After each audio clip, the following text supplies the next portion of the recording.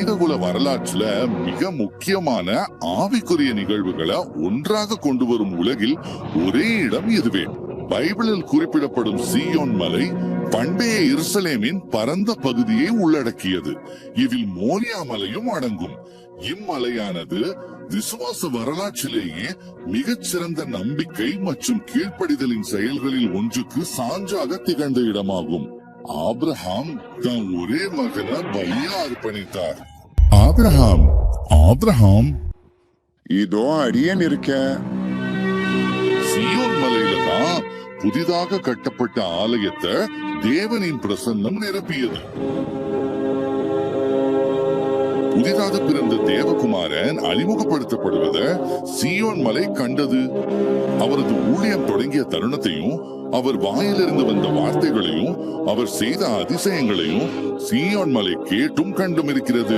சீயோன் மலை அந்த தலைவர் போற்றப்படுவதையும் அதே வேளையில் நிராகரிக்கப்படுவதையும் கண்டது.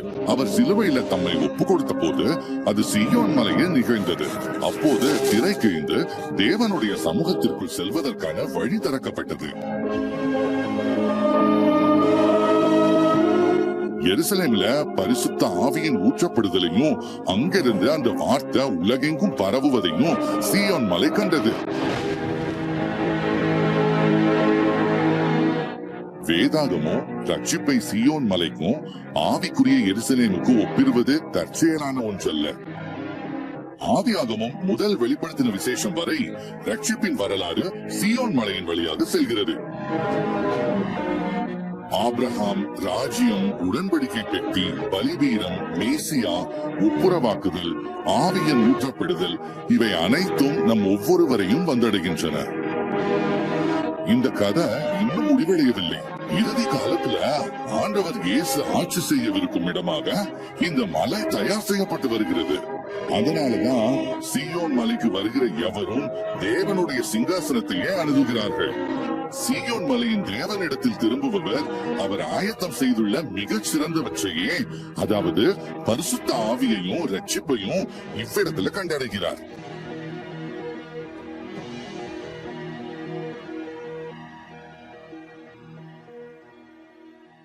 விசுவாசத்தின் பயணத்திற்கு மீண்டுமாய் உங்களை இந்த வரவேற்கிறோம் மக்களே. தேவன் உங்கள் ஒவ்வொருத்தருடைய வாழ்க்கையின் மீது அவர் தன் வல்லமையானதை வெளிப்படுத்த தயாராக இந்த இருக்கிறார். ஆனா தேவன் அவர் வல்லமையை ஒருவருக்குள்ளாக இந்த வெளிப்படுத்த தேவன் எதிர்பார்ப்பது எல்லாமே மக்களாகிய நாம் அவரிடத்திற்கு திரும்புகிறவராய் இருக்க வேண்டும். சரியா இல்லையா பாஸ்டர்? கண்டிப்பா பாஸ்டர். எப்போ தேவனிடத்துல திரும்புறோமோ దేవుని நம்மளிடத்துல తిరుంబువారు. ఈ రోజు ఇదే ఈ యొక్క విశ్వాస ప్రయాణములో మనం అడిగేస్తున్నాము ప్రజలారా. ఎప్పుడు మనం దేవుని యొద్దకు తిరుగుతున్నాము, దేవుడు మన యొద్దకు తిరుగుతాడు.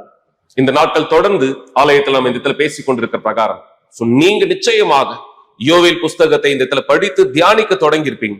ஒருவேளை இன்னும் வரைய நீங்க செய்யலனா பிரச்சனை இல்லை, உங்களை குற்றப்படுத்திக் கொள்ள வேண்டாம். இன்றிலிருந்து நீங்க இந்த புஸ்தகத்தை இந்த இடத்துல படிக்க தொடங்குங்க. யோவேல் தீர்க்கதரிசி மூலமாய் தேவன் பல காரியத்தை மக்களுக்கு அந்த நாட்களில் வெளிப்படுத்தினார். இந்த நாட்களில் இது வித்தியாசமானதல்ல. இன்றும் தேவன் அவருடைய தீர்க்கதரிசி மூலமாய் இன்று தேவன் எங்களை பயன்படுத்துகிறார். யோவேலாக உங்களுக்கு எது சரி என்று இந்த கற்றுக் கொடுக்கும்படியாக. అందువలనే ప్రజలారా, మీరు ఎవరు ఇటువంటి ఒక ప్రత్యేక కార్యములు ఈ యోవేల్ పుస్తకంని ఇంకా చదవలేదంటే మిమ్మల్ని గాయపెట్టుకోవద్దు. అయితే మీరు చదివేదానికి సిద్ధపడచండి.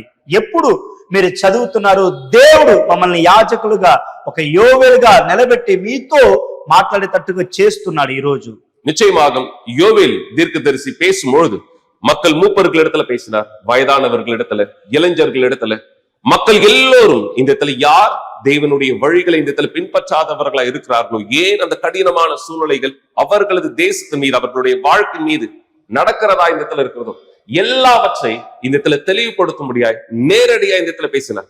இதுல வாலிபர்கள், இந்த இடத்துல முதியவர்கள், மக்கள் என்று இந்த இடத்துல எந்த பட்சபாதமும் இல்லாமல் மணவாளன் இன்னொரு வார்த்தையிலே திருமணத்திற்கு நுழைய தன்னை தயார்படுத்துகிற தம்பதியர்களுக்கு கூட தேவன் இந்த இடத்துல அவர் யோவேல் மூலமாய் இந்த வார்த்தையை பேசியிருக்கிறார். சரியா இல்லையா? கண்டிப்பா பாஸ்டர். ஏன்னா இது அருமையான ஒரு வார்த்தை. தேவன் எந்த அளவுக்கு இந்த வார்த்தையை விளக்கி இந்த యోవేల్ పుస్తకத்தின் మూలமா வெளிப்படுத்தியிருக்காరు. ఈ రోజు ఇదే ఇక్కడ మనం చూస్తున్నాము. యోవేల్ ప్రవక్త ఆయన తన ఒక వయస్సు పిల్లోలు వయసైన వాళ్ళు ఇలాగ ఎవరున్నా సరే ప్రతి ఒక్కరు యాజకులైనా సరే అందరితో ఆయన ఈ యొక్క ప్రవచనం అనేది చెప్పున్నాడు. ఇదే ఈ రోజు పెళ్లి జరుగుతున్న ఆ పెళ్లి కుమారుడు కుమార్తె యొద్ద కూడా ఆయన చెప్పున్నాడు. இங்கு சரியாகும் யோவேல் தீர்க்கதரிசி தம்பதியர்களுக்கு கொடுத்த இந்த ஆலோசனை இன்னொரு வார்த்தையிலே அவர்களுக்கு இந்த சொன்ன இந்த வார்த்தை இங்கு யோவேல் தீர்க்கதரிசி புஸ்தகத்திலே 2ஆம் அதிகாரம் 16ஆம் வசனத்திலே நீங்க என்னோட சேர்ந்து படிக்க முடியாத அந்த இடத்துல விரும்புறேன். ஜனத்தை கூட்டுங்கள், சபையை பரிசுத்தப்படுத்துங்கள், மணவாளனை தன் அறையையும் மணவாட்டி தன் மறைவையும் விட்டு புறப்படுவார்களாக. மிக சரியாய் இங்கு இந்த இடத்துல தம்பதியர்களுக்கு யோவேல் இந்த வார்த்தையானது இந்த இடத்துல பேசினார். ఇక్కడ మనం ఈ యోవేల్ పుస్తకములో పెళ్లి కుమారుడుకు కుమార్తెకి ఎలాగా ఈ యొక్క మాటను బయలుపరిచాడు ఇక్కడ వాక్యములు చూడొచ్చు. యోవేలు 2వ అధ్యాయంలో 16వ వచనములో జనాలని కూటండి, సభని సంఘంని పరిశుద్ధముగా మార్చండి, పెళ్లి కుమారుడు తన గదిలో నుండి పెళ్లి కుమార్తె రమ్మని అడగండి. மிக நிச்சயமாகும் திருமணம் அப்படின்னு சொல்லும் பொழுது நம்ம எல்லோருக்குமே தெரியும் எதிர்பார்ப்புகள் இருக்கும், அவர்களுடைய வாழ்க்கையின் கனவுகளானது இந்த இடத்துல இருக்கும். யாருமே திருமணமானது செய்யும் பொழுது என் வாழ்க்கை அழிக்கப்பட்டதாய், என் வாழ்க்கை பிரச்சனைக்குரியதாய், என்னுடைய திருமண உறவு பிரச்சனைக்குரியதாய் இருக்கும் அப்படின்னு இந்த இடத்துல விரும்புறது இல்லை. மாறாக திருமணத்திற்குள்ளாக நுழைகிற ஒவ்வொருவரும் சிறந்ததை எதிர்பார்க்கிறார்கள். ஒரு மனைவியாய் சிறந்த கணவனை எதிர்பார்க்கிறார், ஒரு கணவனாய் சிறந்த மனைவி எதிர்பார்க்கிறார். அந்த உறவு மிக சிறந்த உறவாய் சந்தோஷமான உறவாய் இருப்பதை மக்கள் விரும்புகிறவரா இருக்காங்க. ஆனா உண்மையில பேசும்பொழுது இன்று எத்தனை பேருடைய திருமணம் அவர்கள் எதிர்பார்ப்பின்படியாக இந்த இடத்துல இருக்கு? எத்தனை பேருடைய வாழ்க்கை அவர்கள் நினைத்தபடியாக சந்தோஷத்திலே தேவன் வார்த்தையில சொல்லப்பட்டது போல, தேவனுடைய வார்த்தையில் குறிப்பிட்டது போல எத்தனை பேருடைய வாழ்க்கை சந்தோஷமா இருக்கு? காரணமானது என்ன? ఈ రోజు ఈ యొక్క ప్రవక్త ఎంత బలమైన మాటని తెలిపించాడు, బాగా ఆలకించండి. ఆయన చెప్పిన ఈ మాట ఏంటిది? పెళ్లి కుమారుడు కుమార్తె అర్థం ఏంటిది? వాళ్ళు పెళ్లి చేసుకోబోతున్నాడు, వాళ్ళ భవిష్యత్తు బాగుంటుందని ఆలకిస్తున్నారు. అయితే ఎవరికి తెలుసు వాళ్ళ భవిష్యత్తు బాగుంటుందని? అందుకనే ఇటువంటి వాళ్ళైన వారు ఎవరున్నా కూడా వాళ్ళని రమ్మని ఆయన చెప్పున్నాడు.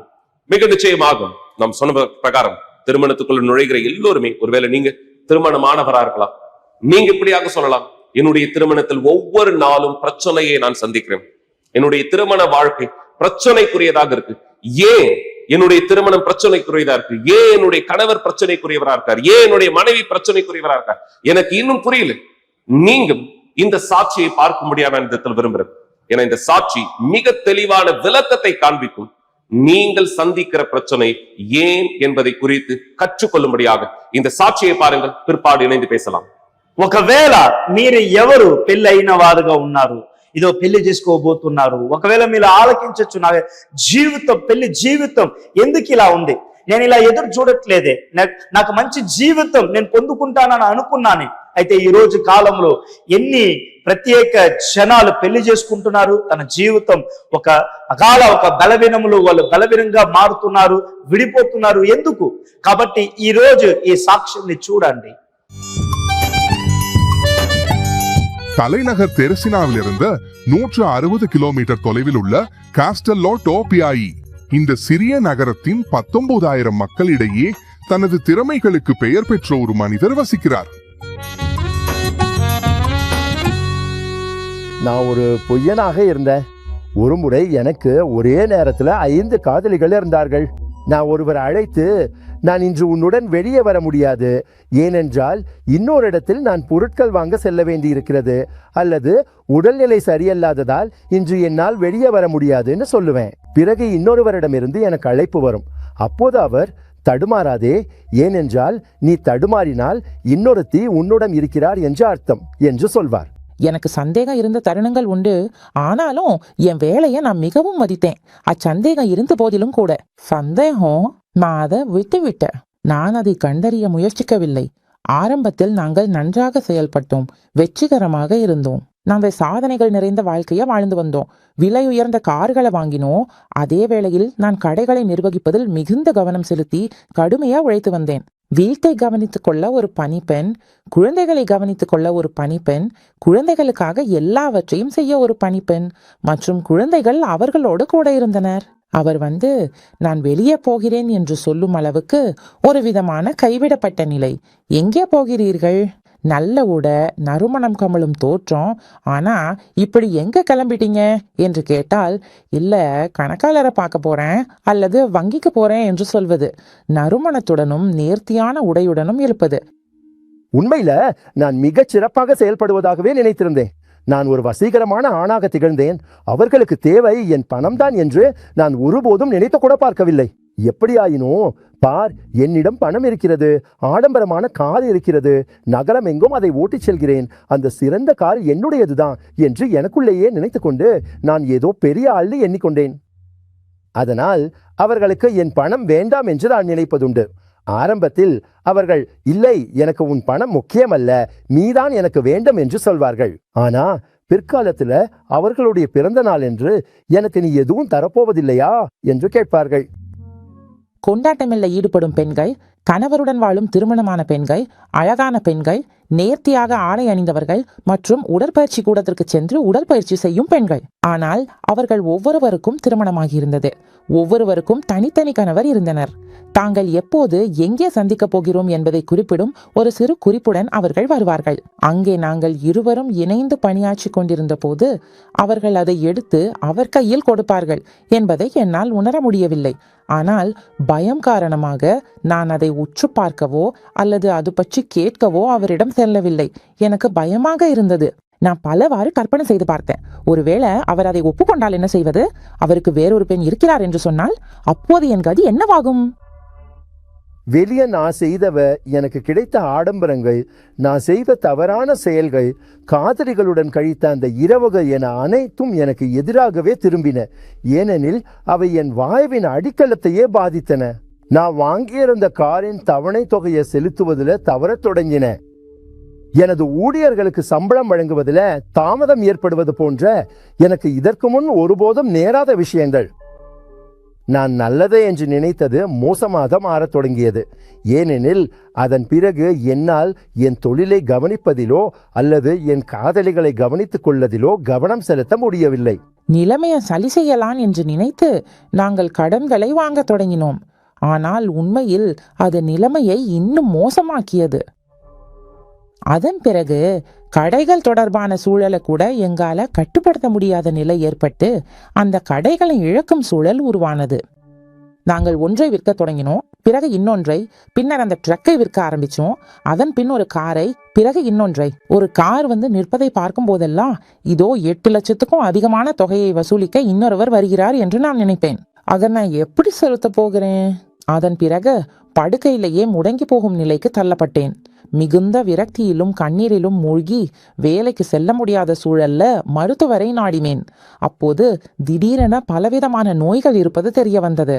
இறுதியில் ஒரு நாளைக்கு 8 வகையான மருந்துகளை உட்கொள்ள வேண்டிய நிலை ஏற்பட்டது. எங்களிடம் இருந்த அனைத்தையும் நாங்கள் ஏற்கனவே செலவழித்து விட்டோம். ஆனாலும் அவள் இன்னும் உடல் நலக்குறைவுடனேயே இருந்தாள். நான் மிகுந்த விரக்திக்கு ஆளானேன். அப்போது ஒரு நாள் எனக்கு தோன்றியது, இந்த பிரச்சனைக்கு காரணம் நான் தான், இதற்கெல்லாம் நான் தான் காரணமானவன், அதனால் நானே இதை சரி செய்ய போகிறேன். இத இங்க பலிபீடத்துல வையுங்கள், நீங்கள் உறுதியாக இருக்கலாம். இந்த பிரச்சனைகள்லாம் ஒரு சாட்சியா மாறும். பிறகு அவர் சொன்னார், ஆனால் அது நடக்க வேண்டும் என்றால் நீங்கள் செய்து கொண்டிருக்கும் தவறான விஷயங்கள் அனைத்தையுமே கைவிட வேண்டும்.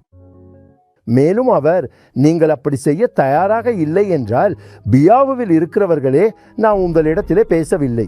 சாலமோன் மண்டபத்திற்கு மேலும் நான் நேராக இங்கே வந்தேன். 3 நாட்கள் பயணம். 2833 கிலோமீட்டர். எல்லாவற்றையும் முற்றிலும் வேறுபட செய்யும் மனப்பான்மை தான் ஜோவாவை இந்த இடத்திற்கு கொண்டு வந்தது. அன்று அந்த கூட்டத்துல பிரசங்கிக்கப்பட்ட அனைத்தும் எனக்காகவே இருந்தன. நோயுற்றவர் என் மனைவி அல்ல என்பதை நான் புரிந்து கொண்டேன். உண்மையில குணமடைதலும் விடுதலையும் தேவைப்பட்டது எனக்குத்தான். அப்புறம் அவர் எங்களை முன்னுக்கு அழைத்து, பாருங்க, நீங்க உங்க நகரத்துல வேறொரு மாநிலத்திலிருந்து வந்திருக்கீங்கன்னா எங்க வந்தாலும் உங்க வீட்டுக்கு அருகில இருக்கிற யூனிவர்சல் ஆலயத்திலும் இது கிடைக்கும் என்று சொன்னார். அப்போது நான் எனக்குள்ளேயே, தேவனே, அவர்கள் என்னை ஏமாற்றி விட்டார்கள் என்று நினைத்தேன். அது சாலமோன் மண்டபம் என்று அவர்கள் சொன்னார்கள். ஆனா அந்த நிமிஷத்திலேயே, இல்ல, நான் முன்னுக்கு போவேன்னு சொன்னேன். நான் என் நகரத்திற்கு திரும்பியதும் என் மனைவியை அழைத்தேன். என் உடைமைகளை கூட நான் எடுத்து வைக்கவில்லை. உன் பொருட்களை எடுத்துக்கொள் என்று நான் சொன்னேன். ஏனென்றால் நாம் யூனிவர்சல் ஆலயத்துல தேவனுடைய பிரசன்னத்துல நம்ம அர்ப்பணிக்க போகிறோம். 3 மாதங்கள்ல நான் குணமடைந்தேன். இனிமேல் எந்த மருந்தும் உட்கொள்ள தேவையில்லை என்ற நிலையை நான் அடைந்தேன். தேவனுடைய மனுஷன் சொன்ன ஒரு வார்த்தையை நான் கேட்டேன். அதை இன்று வரை நினைவில் வைத்திருக்கிறேன். அவர் சொன்ன வார்த்தை இதுதான்: முதலாவது தேவனுடைய ராஜ்யத்தையும் அவருடைய நீதியையும் தேடுங்கள், அப்பொழுது மற்றவை எல்லாம் உங்களுக்கு கூட கொடுக்கப்படும். பின்னர் அந்த வார்த்தையை கேட்டதும் தேட வேண்டிய நேரம் வந்தபோது நான் சொன்னேன், என் தேவனே, உலகத்தின் ராஜ்யம், நான் விரும்பிய ராஜ்யம், நான் கொண்டிருந்த பேரரசு, இவை அனைத்தையும் நான் அறிந்திருந்தேன். ஆனால் அவை எனக்கு ஒரு பொருட்டாகவே இல்லை. இப்போது இந்த உங்கள் ராஜ்யம், அதை பற்றி எனக்கு இன்னும் தெரியாது. ஆனா அதை தெரிந்து கொள்ள விரும்புகிறேன். பிறகு ஒரு நாள் நான் ஆலயத்துக்கு சென்ற போது போதகர் இஸ்ரவேல் சிறப்பு நிகழ்ச்சி பற்றி பேசிக் கொண்டிருந்தார். அன்று தேவன் என்னிடம் பேசினார். நான் வீட்டுக்கு வந்தேன். நாங்கள் கூட்டத்திலிருந்து அப்பொழுதுதான் திரும்பி இருந்தோம். பிறகு நான் அவளிடம் பேசினேன். நான் முன்பு செய்து வந்த அனைத்தையும் அவளிடம் சொன்னேன். அந்த தருணத்துல நான் அழுதேன். அந்த நேரத்துல நான் முற்றிலும் உடைந்தேன். நான் உண்மையிலேயே உடைஞ்சேன். நான் முழங்காலில் விழுந்தேன். நான் அவளிடம் மன்னிப்பு கேட்டேன். ஆனா அந்த தருணத்துல மிகவும் நல்லதொரு உணர்வை நான் பெற்றேன். அவள் என்னை மன்னிக்காவிட்டாலும் பரவாயில்லை. ஆனா நான் என் தவறை ஒப்புக்கொண்டு விட்டேன் என்பது எனக்கு தெரிந்திருந்தது. அதனால் அந்த நல்ல உணர்வு எனக்கு உடனே ஏற்பட்டது. நான் அவருக்கு அருகில் அமர்ந்து அவரை பார்த்து, இப்போது சரி என்று சொன்னேன். இப்போது நான் உன்னை மன்னிக்கிறேன். மேலும் நான் அவரை மன்னித்தேன். மேலும் அந்த உணர்வுடன் நான் அதை ஏற்றுக்கொண்டேன். நான் பலிபீடத்துக்கு சென்றேன். அங்கிருந்து கீழே இறங்கி வந்த போது நான் ஏற்கனவே ஒரு மாறுபட்ட மனிதனாக மாறியிருந்தேன். ஒரு சக்தி எனக்கு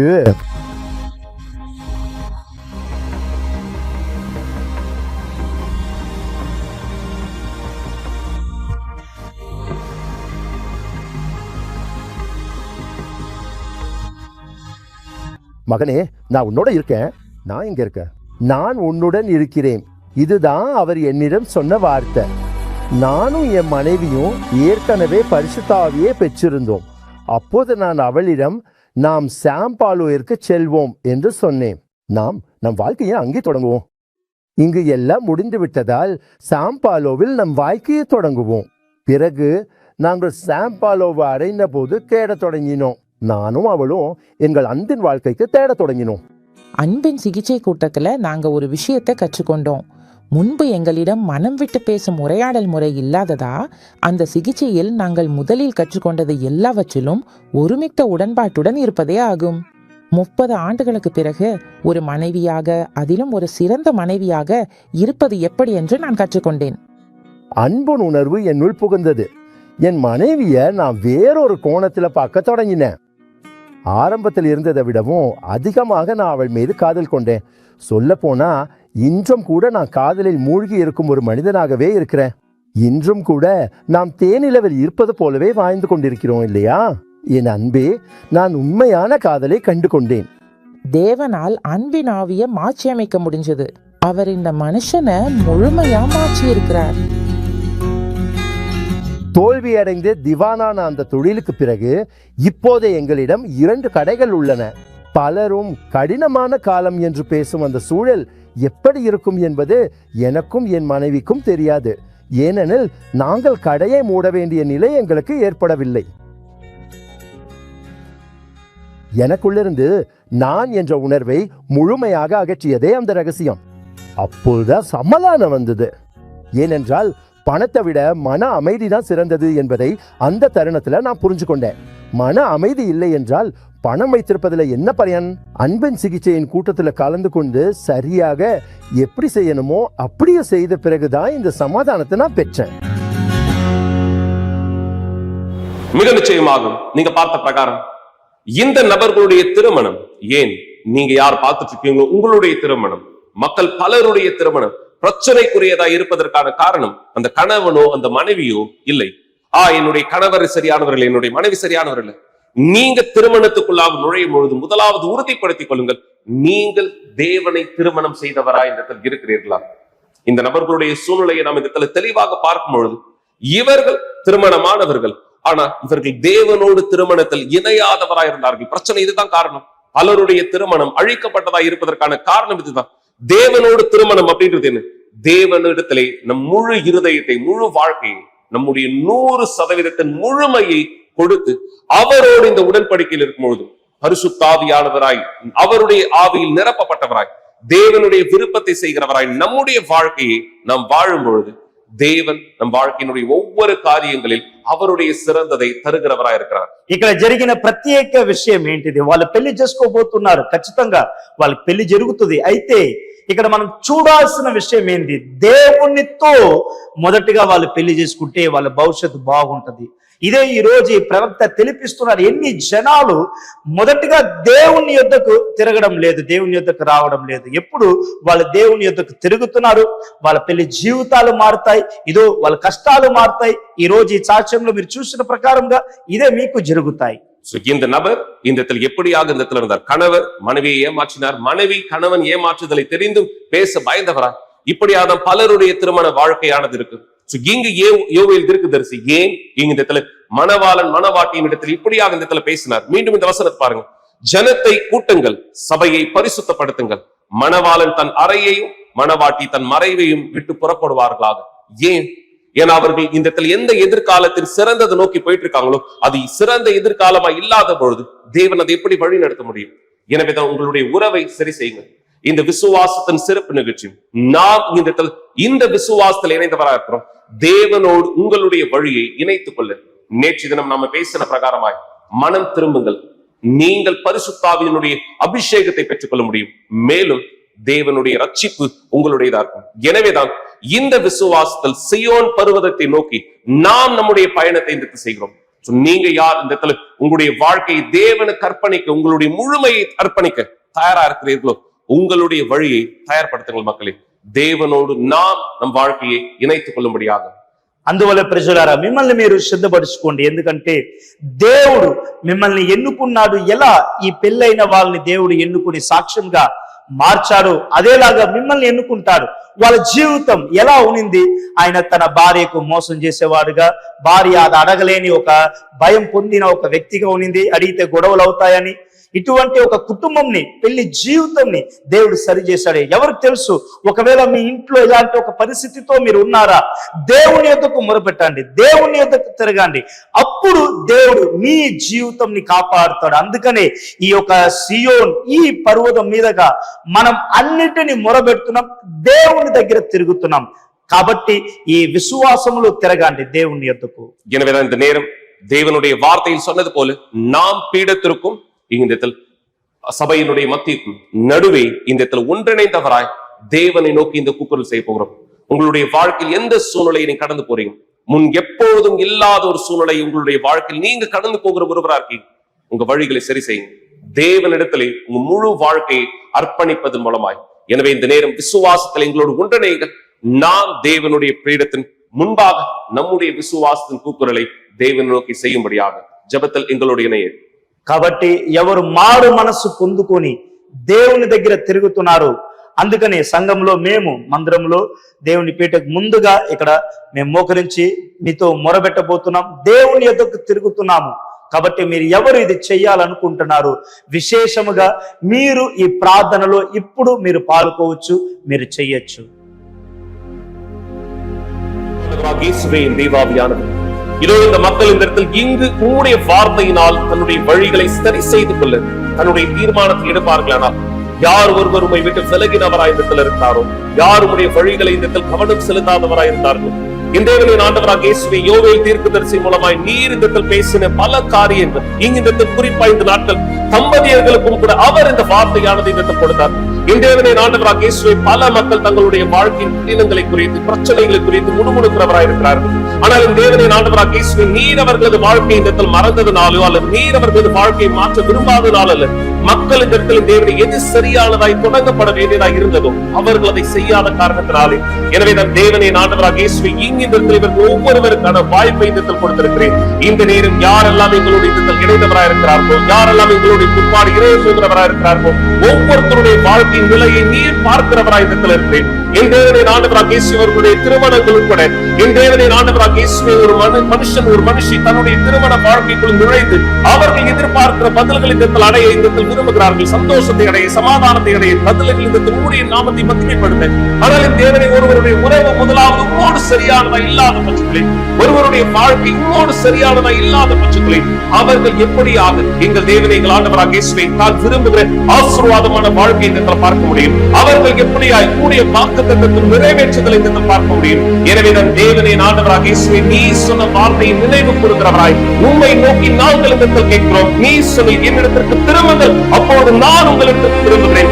இந்த முதலாவது இந்த திருமணம் இவர்கள் உம்மோடு கூட செய்ய முடியாது, இவர்களுடைய வழிகள் உம்மோடு இந்த இணைய முடியாது. உம்முடைய விருப்பத்தை செய்ய இந்த மக்கள் ஒவ்வொருவரை நீ தொட முடியாது என்று நான் கேட்கிறேன். இந்த மக்கள் ஒவ்வொருத்தருடைய வழிகளை உம்முடைய வழிகளாய் மாற்ற முடியாது என்று நான் கேட்கிறேன். எங்கள் தேவனை எங்கள் ஆண்டவராக இயேசுவே நீர் மாறாத தேவனாய் இருக்கிறேன். எனவே இந்த நேரம் விசுவாசத்தில் யார் ஒருவர் உம்மை நோக்கி திரும்ப தன்னை தயார்படுத்துகிறவராய் தன்னுடைய வழிகளை உம்மை நோக்கி திரும்புகிறவராக இருக்கிறார்களோ, பாவங்களுக்கு இல்லை, தவறுகளுக்கு இல்லை, இந்த உலக ரீதியான விருப்பங்களுக்கு இல்லை என்று சொல்லி உம்மை நோக்கி நேர்மையாய் மனம் திரும்புகிறவர்களுக்கு நீ உதவி செய்கிற தேவனாய் இருக்கிறேன். உதவி செய்யும்படியாய் கேட்கிறேன் இயேசு கிறிஸ்துவின் நாமத்தினாலே.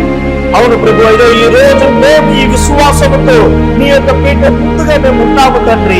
ఇదో మా మారు మనసుతో నీ యొక్క తిరిగి ఉన్నాము. ఇదో ఈ రోజు ఈ వాక్యంలో చదివిన ప్రకారముగా ఇదో ఆ పెళ్లి కుమారుడు ఎలాగా నీ యొక్కకు పరిశుద్ధపరచడానికి కొరకు రమ్మని చెప్పావు. ఇదో ఈ రోజు మమ్మల్ని మేము పరిశుద్ధపరచడానికి నీ యొక్కకు వచ్చున్నాము తండ్రి. కాబట్టి ఇదో మా జీవితం, మా శరీరం, మా ఆత్మ, మా ప్రాణం అన్నింటినీ శుద్ధపరచమని అడుగుతున్నాను. మా జీవితాన్ని మార్చు. ఇదో ఈ రోజు ఎవరు తన జీవితంలో ఇంకా మారు మనసు పెట్టలేకుండా ఉన్నారు, ఎవరంతా చూస్తున్నారు, ఇదో ఈ ప్రార్థన పూర్వముగా నువ్వు వాళ్ళతో మాట్లాడి రక్షించు తండ్రి. ఈ సీఎం పర్వతము జనాలని రక్షించాలనుకుంటున్నావు. యేసు క్రీస్తు నామములో ఆమేన్. యేసు క్రీస్తు నామములో மக்களை இந்த ஜெபத்தை எங்களோடு சேர்ந்து ஏற்றுக்கொள்கிறீர்களானால் சொல்லுங்கள் ஆமென். ఎవరు మీరు నమ్ముతున్నారు విశ్వాసంతో చెప్పండి ఆమేన్. மிக நிச்சயமாக இந்த நாள் தேவன் மீண்டும் ஒரு முறை உங்களுக்கு தெளிவான விளக்கத்தை கொடுத்திருக்கிறார். உங்களுடைய வழியை அவரை நோக்கி திருப்புங்க. எனவேதான் நீங்க இந்த நிகழ்ச்சியில விசுவாசத்தில் உங்களுடைய முழு பலனோடு இணை போகிறீர்கள். பரிசுத்தாவினுடைய அபிஷேகம் இல்லாதவர்கள் அவருடைய ஆவியினால் உங்களை நீங்கள் நிரப்பிக் கொள்ளும்படியாகும். అందువల్ల ప్రజలారా మిమ్మల్ని సిద్ధపరచుకోండి. మీరు ఎవరు దేవుని యొద్దకు మారు మనసు పొంది తిరిగి ఉన్నారు, పరిశుద్ధాత్మ పొందలేని వ్యక్తిగా ఉన్నారంటే ఈ விசுவாச பிரயாணம்ல பொந்துக்கொண்டு தேவனி ஆத்மனு. நீங்கள் யார் இன்னும் உங்கள் புகைப்படங்களை இந்த இடத்துல கொண்டு வராதவரா இந்த இடத்துல இருக்கீங்களோ, உங்களுடைய புகைப்படங்களை நாளை வெள்ளிக்கிழமை கூட்டத்தில் இந்த இடத்துல கொண்டு வரலாம். அல்லது சனிக்கிழமையும் ஆலயம் திறந்ததா இந்த இடத்துல இருக்கும். குறிப்பாய் ஞாயிற்றுக்கிழமை தவற விடாதீர்கள். நீங்கள் உங்களுடைய வாழ்க்கையை அர்ப்பணிப்பதனுடைய ஒரு செயலாக உங்களுடைய புகைப்படத்தின் பீடத்தின் மீது நாம் வைத்து தொடர்ந்து தேவனிடத்தில் இந்த கூக்குரலை செய்யவிருக்கிறோம். అందువల్ల ప్రజలారా మీరు ఎవరు దేవునితో మారు మనసు పొందుకోవాలనుకుంటున్నారో మీ యొక్క ఫోటోని తీసుకొని రండి. రేపన్నా సరే ఈ యొక్క శనివారం ఆదివారం ఇటువంటి సమయంలో దేవుని పీఠం మీదగా పెట్టండి. మీ కోసం మొరబెట్టి మేము దేవునితో అడగబోతున్నాం. దేవుని యొక్క పరిశుద్ధాత్మని మీరు పొందుకుంటారు. மேலும் தவற விடாதீர்கள். நாளை வெள்ளிக்கிழமை காலை 8 மணிக்கோ 10 மணிக்கோ மதியம் 3 மணிக்கோ அல்லது நம்முடைய முக்கியமான கூட்டம் இரவு 7 மணிக்கோ விசுவாசத்தில் எங்களோடு இணைந்திருங்கள். எல்லா சுத்தங்களை தொடர்ந்து நாம் எதிர்க்கும்படியாய் இந்த ஒளியின் புலியின் வல்லமையில் தேவனுடைய வழியை நாம் பெற்றுக்கொள்ள சென்று வாருங்கள். தேவன் உங்களோடு இருப்பாராக. అందువల్ల ప్రజలారా రేపు శుక్రవారం మనం ఈ యొక్క ప్రత్యేక ప్రార్థన చేస్తున్నాము. పొద్దున 8, 10, మధ్యాహ్నం 3, సాయంకాలం 7 గంటలకి, విశేషంగా ఈ 7 గంటలకి ఈ యొక్క బలమైన ప్రార్థన చేయబోతున్నాం. కాబట్టి ఈ యొక్క వెలుగు ప్రార్థన, ఈ ప్రార్థనలో మనం పాల్గొని దేవుని వెలుగుని పొందుకోవచ్చు. మర్చిపోకుండా రండి.